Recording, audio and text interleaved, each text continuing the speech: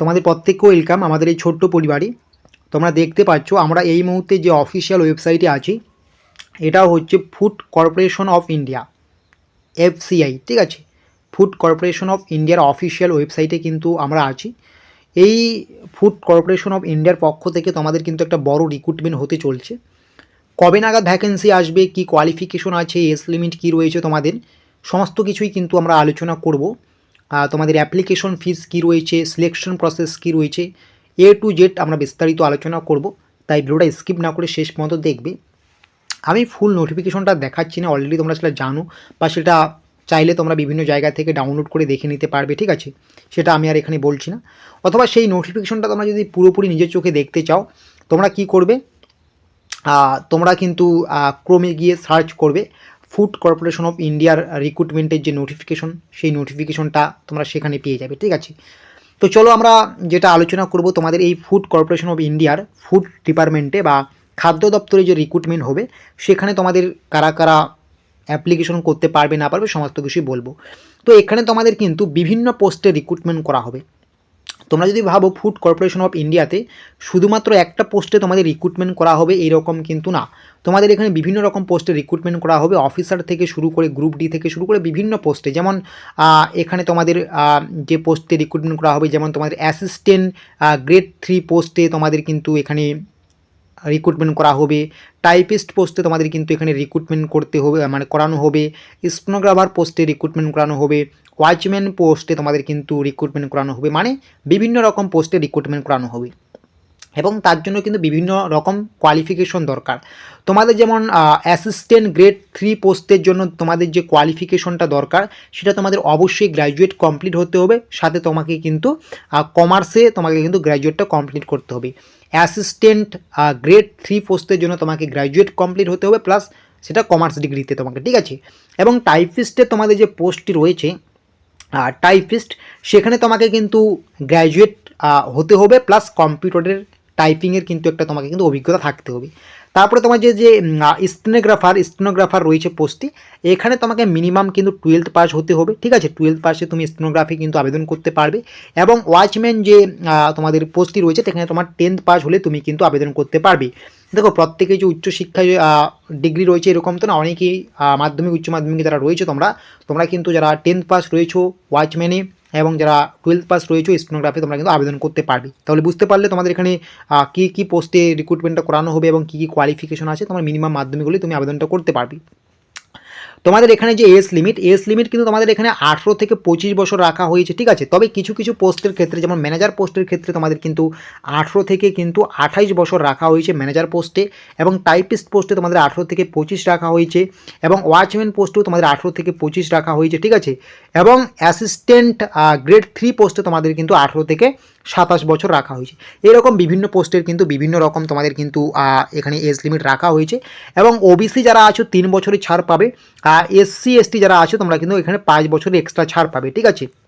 আর একটা কথা বলি, তোমরা যারা পিডাব্লিউবিডি আছো তোমরা কিন্তু এখানে কিন্তু 10 বছরের এক্সট্রা ছাড় পাবে, ঠিক আছে।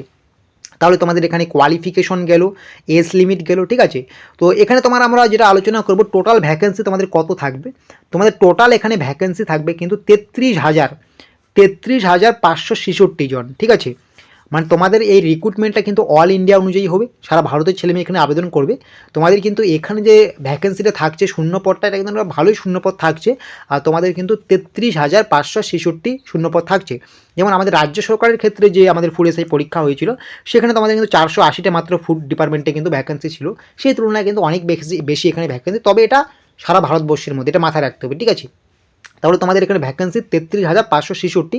এবং তোমাদের এখানে অ্যাপ্লিকেশন ফি সেটাও একটা গুরুত্বপূর্ণ বিষয় হয়ে দাঁড়িয়েছে। তোমাদের অ্যাপ্লিকেশন ফিসটা কিন্তু যথেষ্ট এখানে হাই রাখা হয়েছে, বিশেষ করে ইউআর এবং ওবিসিদের ক্ষেত্রে কিন্তু একটু সমস্যা হতে পারে অ্যাপ্লিকেশন ফিস নিয়ে। তোমরা যারা ইউআর আছো এবং ওবিসি রয়েছো তোমাদের এখানে অ্যাপ্লিকেশন করতে গেলে তোমাদের কিন্তু লাগবে 800 রুপিস, ঠিক আছে। মানে তোমাকে এখানে অ্যাপ্লিকেশন করতে গেলে এফসিআই ফুড কর্পোরেশন অফ ইন্ডিয়ার এই রিক্রুটমেন্ট প্রসেসে তোমাকে আবেদন করতে গেলে তোমাকে 800 টাকা দিয়ে আবেদন করতে হবে। এবং যারা মেয়ে রয়েছে বা মহিলা রয়েছে, এসসি এসটি রয়েছেও, তোমাদের কিন্তু এখানে কোনো টাকা লাগবে না, ঠিক আছে। তাহলে বুঝতে পারলে আমরা এখানে তোমাদের কত তোমাদের এখানে ভ্যাকেন্সি থাকছে, অ্যাপ্লিকেশন ফিস কত, সমস্ত কিছু আমরা জানিয়ে দিলাম। তোমাদের এখানে কোয়ালিফিকেশন কি, এজ লিমিট কি, সমস্ত কিছুই জানিয়ে দিলাম, ঠিক আছে।